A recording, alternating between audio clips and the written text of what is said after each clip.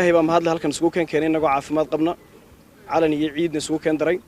waxaan marka labaad ka mahad celinaynaa wafdiga qiimaha badan ee culus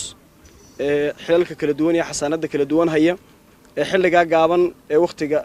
gaaban runtii halkan isku soo tubay ama isku soo taagay inay soo dhaweeyaan halgamayaasha runta ah halgamayaasha iyo mujaahidiinta iyo waxaas marba meel bay soo socotaa maanta waxay maraysaa halganka iyo mujaahidnimada iyo guushuba qalinka ninka ku horeeya marka nimanka soddonka kaalimood ee halgamayaashii tartamayaasha ahaa intii ka soo guuleysatay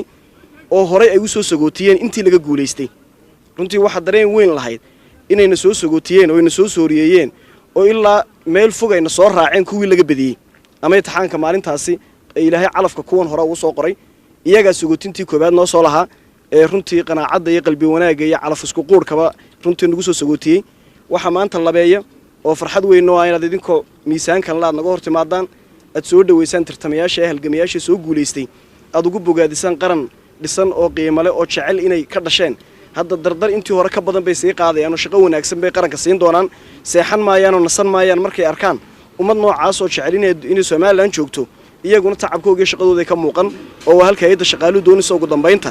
ka soo xulida cadaaladda ka sukow shaqo xirfad loo tayalan u baahan ummadeena aynu siino maalmo adag baanu ka soo baxnay oo runtii waqti adag lahaa 6 subaxnimo bay saraakiishu dhamaantood shaqada bilowday 8 habeenimo imtixaanka dhajiyeen 14 saacadood oo kala go'ol ahayn hadday noqoto imtixaan samayn iyo imtixaan qaadid iyo imtixaan dhajinba 14 saacadood xiriir ka soo shaqeeyeen si aanu muhiimaliyo iyo midmadow galin halkii bay ugu dhajiyeen imtixaankoogii intii ku soo guuleysatay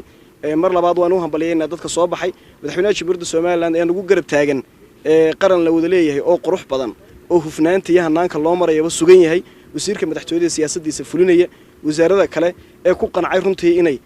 nidaamka quruxda badan marka qaadidiisii la bilaabay in iyaguna si kalsan oo qasab lahayn oo jujuub lahayn iyagu ay kaalinta soo dhigeen oo ilaahay wakaas anaga nagu bilaaba 8 wasaaradood iyo baarlamaanka noola bilaabay arintaasi waan ugu hambalyeynaa waan u mahad celinaynaa wasiirkuna sidaa uu xusay inta kale waxaan ka filaynaa dareenka cadaaladda quruxda badan markay arkaan in iyaguna kaalimo dhulka soo dhigi doonaan tartanka wanaagsan ee madaxweynuhu doonayay inuu xilka ku gabagabeeyo isagoo qaranku qalbiga iska jecel yahay runtii ku soo gabagabeeyo in la qabtaa mar rajeynaa insha Allah maanta dhamaantiin waan soo guuleysanay intii aan ka nimid inta halkan socotay inta soo dhaweysay qaranku guud ahaanba maanta guul baynu wada joognaan isku hambalyeynaa hay'adda shaqaalaha saraakiisheedan magacooda ku hadlaya laakiin halkan jooga dhamaantiin waan uga hambalyeynaa tacabkii adkaay saacadii adkaayeen soo wada shaqeynay hambalyeey dhamaantiin wasiirkan ku soo dhaweynay